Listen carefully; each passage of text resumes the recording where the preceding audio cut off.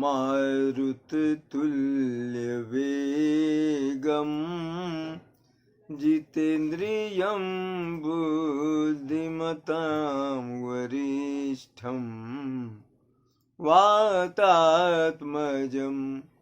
वानरयूथमुख्यं श्रीरामदूतं शरणं प्रपदे। बड़ों को प्रणाम, छोटों को स्नेह और आशीष। मैं हूँ राजेश त्रिपाठी और आप देख रहे हैं मेरा चैनल धर्म दर्पण। कृपया वीडियो को लाइक और शेयर करें और अनुग्रह है आपसे कि मेरे चैनल को सब्सक्राइब कर लें। राम कथा कह रहे हैं हम लोग, राम नाम संकीर्तन कर लें पहले।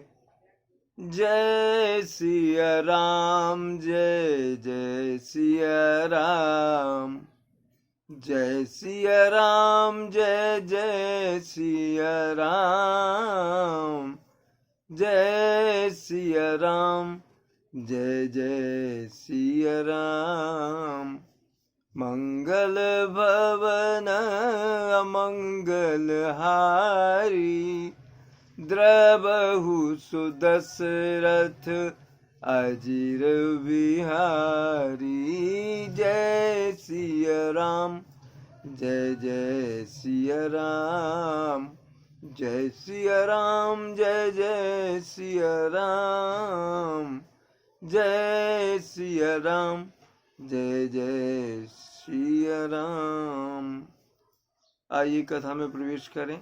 उससे पहले तुलसी की रामायण के बारे में कुछ शब्द कह लें। शब्द यह है कि इसको जो धार्मिक आख्यान मानकर नहीं पढ़ना चाहते तो वो इसलिए पढ़ लें कि ये साहित्य का सागर है ये, और भावों का कहा जाए तो एकदम महासागर है। कितने भाव हैं, कितने तरह के जीवन दर्शन के यहाँ पर सूत्र बताए गए हैं। देखिए, लक्ष्मण राम को कहते हैं कि अनुशासन पाऊंगा तब मैं कुछ करूंगा। यह भाव अगर हम अपने मन में बिठा लें, इस संस्कारों में इनको डाल लें, रामायण में जो जो भी बताया गया है, जहाँ जहाँ भी बताया गया, रामायण के हमारे जितने भी वेद उपनिषद और गीता है, ये जो भी है, उनमें जहाँ भी जो कुछ आपके लिए शुभ फलदायक लाभदायक है, मनुस्मृति की कुछ लोग आलोचना करते हैं, हो सकते हैं उसमें कुछ श्लोक कुछ प्रसंग उस कालखंड के अनुसार जो लिखे गए हों अब अप्रासंगिक या अनुचित लग रहे हों, मगर उसमें जीवन जीने की कला है, उसको लीजिए ना। एक सूत्र है कि साधु ऐसा चाहिए जैसा संत जैसा सूप सुभाए, साधु ऐसा चाहिए जैसा सूप सुहाए, सार सार को गह रहे थोथा दे बड़ा। सूप जो है ना, उसमें जब आप कोई अन्न साफ करते झाड़ते हैं तो वो अन्न जो है सॉलिड उसको रख लेता है, और जो उसमें दुर्गुण है या खरपतवार जैसे या गंदगी है वो हटा देता है। तो आपके मतलब की चीज ले लीजिए, जो नहीं है उसको इग्नोर कीजिए, उपेक्षा कीजिए उसकी। आप एक श्लोक या 10 श्लोक किसी पुस्तक के अगर मुवाफिक नहीं लगे, आपके अनुकूल नहीं लगे, तो आप पूरी पुस्तक को खारिज कर देंगे? ऐसा नहीं। आपके लायक जो है ले लो, जो नहीं है उसको समझो कि ये उस समय के लिए लिखा हो गया, अब ऐसा नहीं है। जैसे ढोल गंवार शूद्र पशु, कुछ लोग नारी कहते हैं मगर कुछ कहते हैं कि चारी। तो ढोल गंवार शूद्र पशु नारी ये 60 ताड़न के अधिकारी, जो तुलसी जी ने लिखा है। मैं बुंदेलखंड से हूँ। ये ताड़न शब्द जो है अवधि और हमारी तरफ की बुंदेलखंडी में प्रयोग किया जाता है। मैं आपको बता दूं, ताड़ना माने देखना, निगरानी करना। हमारी तरफ कहते हैं जैसे खेत वोत की रखवाली कर रहे हैं कोई लड़के, और वो अपने कोई वहां खड़ा है, ओ भैया जरा खेत ताड़े रहो मैं आता हूँ। मैं उस भाषा में कहता हूँ, भैया खेत जरा ताड़े रहो मैं आवत हूँ। ये बात ताड़ना माने देखना, निगरानी रखना। इन लोगों पर निगरानी रखो कि कहीं ये गलत तो नहीं चल रहे। नारी जो है उस पर आप दृष्टि रखेंगे तो ठीक है। इसको ये दृष्टि है। ताड़ना यहाँ वो कष्ट वाला ताड़ना नहीं है। अब जो उसका अर्थ लगाते हैं वो उनके लिए वो अर्थ है। हम तो यही जानते हैं कि इसका अर्थ ये होना चाहिए, क्योंकि अवधी भाषा का शब्द है, ये ताड़न पीड़ा देने से नहीं है। तो ये कुछ ऐसी चीजें हैं कि कुछ लोग अर्थ का अनर्थ इसलिए कर लेते हैं कि वह उनको उपयुक्त लगता है एक धर्म ग्रंथ या उसमें के विरुद्ध कुप्रचार करने के लिए। हमारे जो सनातन धर्म के ग्रंथ हैं, ये जो हमारे वैदिक ग्रंथ हैं, पौराणिक ग्रंथ हैं, उनमें हो सकता है कि उस कालखंड के अनुसार जो उपयुक्त रहा होगा वो आज ना उपयुक्त हो, उसको छोड़ दीजिए। उसमें कुछ अच्छी बातें हैं वो तो ले सकते हैं। एक दो श्लोक गलत हैं तो आप पूरी उसको ठुकरा देंगे, पूरी सारी अवधारणा को, सारी पुस्तक को। रामायण में अगर कहीं कुछ एक आध चौपाई उन्होंने लिखी होगी तो उस समय उनके साथ वैसा हो रहा था। आप तुलसी की कथा सुनेंगे तो तुलसी को कितने तरह की यातनाएं, अपमान और क्या क्या सहना पड़ा। तो उस समय आदमी क्या प्रशंसा के शब्द लिखेगा, निश्चित है। तभी वो कह रहे हैं कि बंदा हूँ खल जन सहज सुभाए, मैं उनकी भी वंदना करता हूँ। खल उन्हें परेशान कर रहे, जे बिन काज दाहिने नहीं पाए। आपसे उनका कोई मतलब नहीं है, मगर आपको दाएं बाएं परेशान करते रहेंगे कि ये आदमी इतना अच्छा कमा रहा है, खा रहा है, क्या बात है, इसको रोको, इसको रोको, इसको ऐसा करो कि इसे पीड़ा मिले। तो ये चीज है। मैं देख रहा हूँ कि कई तरह की चीजें अभी उठ रही हैं। मैं बहुत से यूट्यूब वगैरह में देख रहा था कि कुछ चीजों को लोगों ने गलत ढंग से लिया या उनका वही ध्येय रहा होगा, तो इसलिए कहा। अप्रासंगिक जरूर हुआ, मगर ये कहना मेरे ख्याल से सही है। कुछ मेरे मित्रों ने भी सलाह दी है कि आप केवल रामायण पढ़ ले रहे हैं, इसके अंदर क्या है इसको समझाते भी चलिए। इसके अंदर जीवन दर्शन है, इसको मानकर अगर कोई चलेगा तो शायद ही पारिवारिक कलह हो। चलिए अब कथा में प्रवेश करते हैं। अरुण नयन भ्रकुटी कुटिल चितवत नृपन सकोप, मनहु मत गजराज निरखी, सिंह किशोर ही चूप। अब लक्ष्मण जो हैं वो क्रोधित हो गए हैं, रामचंद्र जी की तरफ देखते हैं और उनके जो भ्रकुटी हैं, भौहें जो हैं टेढ़ी हो गई, तरेली हैं भौहें उन्होंने, और आंख जो नेत्र जो है लाल हो गए हैं गुस्से से। और ये जो कुटिल राजा हैं जो कहे मारो जनक को मार देना, इस दोनों भाइयों को रख राजकुमारों को बांध लो, सीता को ले चलो, तो वो सब सुन करके बहुत कुपित हो गए लखनलाल जी। और इतना ऐसे लग रहे हैं वो उन राजाओं और उस समाज में कि जैसे मत्त गजानन जो है, मत्त जो हाथी है, उसको देखकर कोई जैसे सिंह का बच्चा है वो गुस्सा हो रहा हो, क्रोध कर रहा हो। अखर भरु देखी बिकलपुर नारी, खर भरु देखी बिकलपुर नारी, सब मिली देही महीपन गारी, तेहि अवसर सुनी शिव धनु भंगा, तेहि अवसर सुनी शिव धनु भंगा, आयु भृगुकुल कमल पतंगा। अब हुआ क्या कि जो ये इतना शोर शराबा हो रहा है और ये आपस में चिल्ला रहे हैं राजा लोग, कुटिल राजा लोग, ये देख करके जो जनकपुर के वासी हैं नर नारी, वो बहुत ही दुखी हो गए कि धनुष टूट गया, एक शुभ कार्य हुआ। अब राम को सीता ने बरमाल भी पहना दी, अब ये उत्पात कहाँ से शुरू हो गया। और सब लोग जो हैं इन राजाओं को गाली दे रहे हैं, सारे जनकपुर पासी अब इन कुटिल राजाओं को गाली दे रहे हैं। त्यही अवसर सुनी शिव धनु भंगा, शिव जी का धनुष टूटा है तो ब्रह्मांड में शोर मच गया। अब यह आवाज परशुराम जी ने भी सुन ली। आयहु भृगुकुल कमल पतंगा, भृगुकुल रूपी कमल के लिए सूर्य रूपी परशुराम जी जो हैं वो अब आ गए यज्ञशाला में। देखी महीप सकल सकुचाने,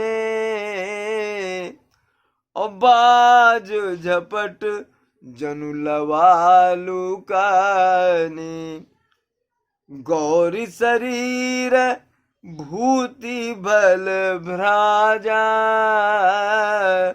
और भाल विशाल त्रिपुंड विराजा। परशुराम जी का गौरवर्ण है, विशाल भुजाएं हैं उनकी और बलिष्ठ शरीर है। ये देख करके जो कुटिल राजा थे, जो चिल्ला रहे थे, सब कुछ आ गए। कैसे हैं परशुराम जी? गौर शरीर भूति भल भ्राजा, पूरा शरीर उनका गौर है, उसमें भभूति जो है, विभूति जो है वह लगाए हुए हैं, विभूति को लेप कर लिया है उन्होंने। अब भाल विशाल त्रिपुंड विशाला, उस और उनके मस्तिष्क में त्रिपुंड बोलते हैं, जो शिव जी के भक्त हैं वो लगाते हैं उसको। खौर भी कहीं कहीं कहते हैं। आपने देखा होगा कि अंगुलियों को निशान बने हुए पूरे ललाट में रहते हैं, वो है त्रिपुंड, उसको बोलते हैं। 3 पंक्तियां उसमें होती है, इसलिए त्रिपुंड। असीस जटा शशि बदन सुहावा, रिस बस कछुक अरुण होई आवा। भ्रकुटी कुटिल नयन रिस राते, सहजहु चितवत मनहु रिसाते। कैसे हैं वो? शीश में जटाएं हैं उनकी, और मुख चंद्र जो है उनका बहुत सुंदर है। क्रोध के कारण लाल हो गया है मुखमंडल उनका, और भ्रकुटी कुटिल, भवें टेढ़ी हो गई हैं क्रोध से, और नयन रिस राते, नयनों में, आंखों से उनके क्रोध टपक रहा है। और सहज स्वभाव से भी अगर देखते हैं इधर तो लग रहा है कि नहीं क्रोधित है। सहज ही चितवत मनहु रिसाते, तब भी लग रहा है कि जैसे क्रोध में है परशुराम जी। अब्रसभ कंध उर्बाहु विशाला, चारु जनेऊ माल मृग छाला। अकटि मुनि बसन तून दुई बांधे, अधानु सर कर कुठारु कल कांधे। कैसे हैं परशुराम जी? बैलों के समान पुष्ट कंधे हैं उनके, और छाती और भुजाएं विशाल हैं, और सुंदर जो है ये गोपवीत धारण किया हुआ है परशुराम प्रभु ने। माला पहने हैं, मृगचर्म लिए हुए हैं, और कमर में जो है मुनियों के जैसे वस्त्र जो हैं, बलकल वस्त्र होते हैं ना मुनि जो पहनते हैं, वो बांधे हुए हैं, तरकस बांधे हैं कमर में। हाथ में धनुष बाण है, और सुंदर कंधे पर जो कुठार, परसु, फरसा जिसको बोलते हैं, वो उनके सुशोभित है। शांत वे सुकरनी कठिन, बरनी न जाई स्वरूप। धारी मुनि तन जनु वीर रस, आयव जहां सब भूप। वेश तो उनका शांत है, मगर करनी कर्म जो है वो कठिन लग रहे हैं, और उनके स्वरूप का वर्णन नहीं कर सकते कि कैसे हैं वो। ऐसा लग रहा है, पूज्यपाद गोस्वामी तुलसीदास जी तुलना करते हैं कि ऐसा लग रहा है कि वीर रस जो है वो स्वयं स्वरूप धारण करके परशुराम के रूप में जहां सारे राजा इकट्ठे हैं वहां पर आ गया हो। देखत भृगुपति बेसु कराला, उठे सकल भय विकल भुआला। अपितु समेत कही कही निज नामा, लगे करन सब दंड प्रणामा। परशुराम जी का क्रोधित जो मुद्रा है देखी और ऐसा बलिष्ठ शरीर देखा तो सब बहुत जो कुटिल राजा थे डर गए। वो उठ करके एक एक करके बारी बारी करके उनके पास जा रहे हैं और पिता के सहित पिता का नाम लेते हुए बताते हैं कि हम उनके पुत्र हैं, प्रणाम है आपको। अजय ही सुभाय चित वही हितु जानी, असो जानई जनु आई खुरानी। अजनक बहोरी आई सिरुनावा, सिय बुलाई प्रणाम करावा। अच्छा, जिनको स्वभाव से सहज रूप से बहुत प्रेम से देख रहे हैं परशुराम जी, वो भी घबरा रहे हैं कि लगता है हमारी आयु अब खत्म हुई है, खत्म कर देंगे प्रभु हमको। जनक जी भी आए, प्रणाम किए, सीता जी से भी प्रणाम करवाया। आशीष दीनी सखी हरसानी, अनिज समाज ले गई सयानी। अभी स्वामित्र मिले पुनियाई, और पद सरोज मिले दो भाई। आशीष दिया सीता जी को परशुराम जी ने, सखियां वापस ले गई कुमारी सीता, राजकुमारी इनको सीता जी को। विश्वामित्र जी आए, मिले, प्रणाम किए और दोनों भाइयों को भी उनके चरणों में प्रणाम करवाया, राम और लक्ष्मण से। तो राम लखन दशरथ के ढोटा, दीन आशीष देखी भल जोटा। राम ही चितई रहे थकिलोचन, रूप अपार मार मद मोचन। राम वो परिचय उन्होंने दिया विश्वामित्र जी ने कि राम लक्ष्मण है, ये दशरथ राजा दशरथ के पुत्र हैं। दीन है आशीष देख, बहुत अच्छी जोड़ी है राजकुमारों की। ये देख करके प्रभु परशुराम ने दोनों को आशीर्वाद दिया। रामचंद्र जी पर जब दृष्टि पड़ी तो वहीं पर दृष्टि टिक गई। रूप अपार मार मद मोचन। प्रभु राम का रूप कैसा है? असीम है, उसकी वर्णना नहीं की जा सकती। करोड़ों कामदेवों के मद को खंड खंड करने वाला, उसको पराजित करने वाला है प्रभु का रूप। अब बहुरी बिलो की विदेह सन, कहु काह अति भीर। अपूछत जानी अजान जिमि, व्याप्यव को शरीर। इसके बाद जनक की ओर मुखातिब हुए, उनको संबोधित करने लगे परशुराम जी। उनसे पूछा कि भाई जनक, कहो इतनी भीड़ क्यों है आज यहाँ पर? तो जानते सब हैं, मगर अज्ञानी की तरह पूछ रहे हैं। क्रोध तो उनका बढ़ता जा रहा है पल पल। समाचार कही जनक सुनाए, जही कारण महीप सब आए। सुनत बचन फिर आनत निहारे, देखे चाप खंड मही डारे। जनक जी ने सारा कुछ बता दिया कि भाई धनुष यज्ञ था, शिव जी के धनुष को उसके मैंने प्रतिज्ञा की थी, इसलिए सब लोग आए हैं, तो इसलिए ये भीड़ है यहाँ। तो ये जब उन्होंने सुना तो दूसरी तरफ जब मुड़ करके देखा तो देखते हैं कि धनुष के तो 2 टुकड़े जमीन में पड़े हुए हैं।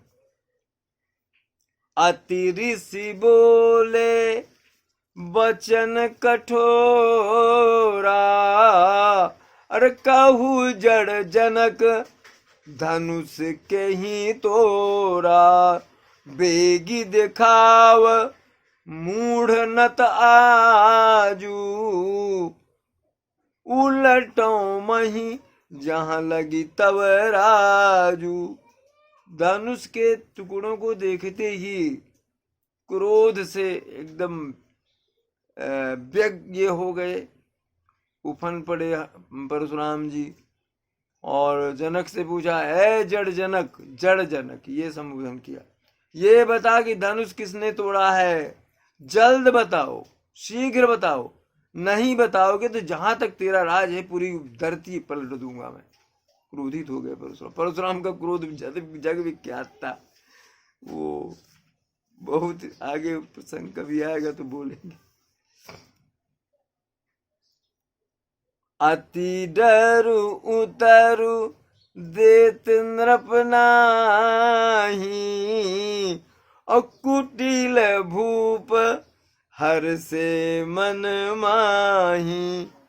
सुर मुनि नाग नगर नर नारी, सोचहि सकल त्रास उर भारी।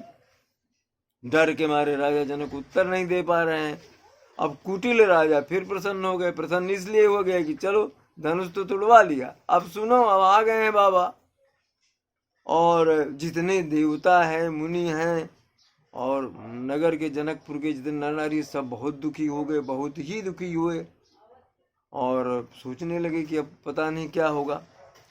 अब मन पछिताति सिय महतारी,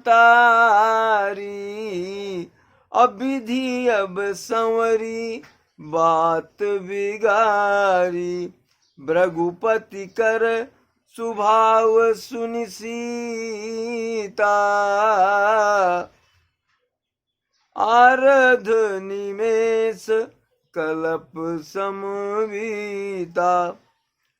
सीता जी की माँ जो हैं वो भी अब मन में पछता रहे हैं कि विधाता ने बात बना करके फिर ये क्या किया, फिर बिगाड़ रहे हैं। और जब सीता जी को परशुराम जी के स्वभाव के बारे में पता चला कि बहुत क्रोधी हैं, बहुत ही ये हैं, तो वो और भी चिंतित हो गई। और आधा पल भी उनको एक युग की तरह लगने लगा कठिन।